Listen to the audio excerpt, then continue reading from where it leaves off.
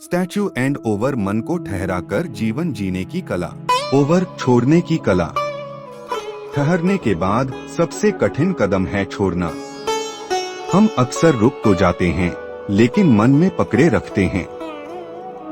बात पूरी हो जाती है, प्रसंग बीत जाता है, फिर भी अंदर बार बार वही दृश्य चलता रहता है। स्टैच्यू हमें रोकता है, लेकिन सच्ची मुक्ति तो ओवर में है। ओवर का अर्थ भूलना नहीं है। ओवर का अर्थ यह भी नहीं है कि जो हुआ वह गलत नहीं था। ओवर यानी अब यह भावना मेरी यात्रा को नियंत्रित नहीं करेगी।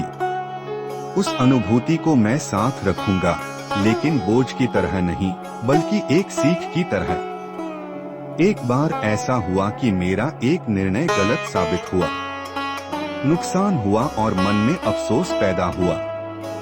कई दिनों तक मैं इसी सोच में उलझा रहा, अगर मैंने वैसा न किया होता तो।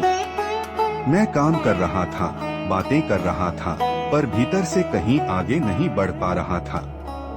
उस दिन मैंने समझा मैं रुका तो हूँ, पर मैंने छोड़ा नहीं है।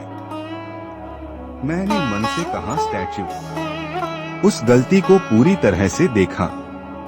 कोई बचाव नहीं, कोई बहाना नहीं, सिर्फ सत्य। जब उस सत्य को स्वीकार किया, तब एक बोझ हल्का होने लगा।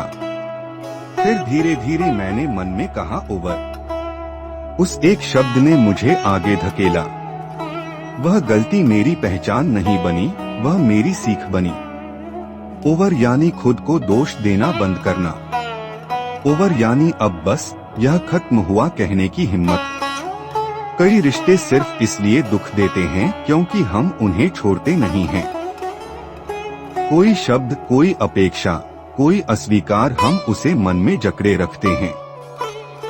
ओवर सिखाता है कि सब कुछ संभाल कर रखना जरूरी नहीं है।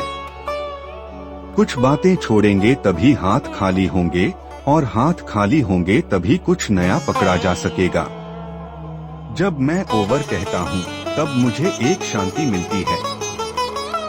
ऐसी शांति जो समाधान से आती है, हार से नहीं।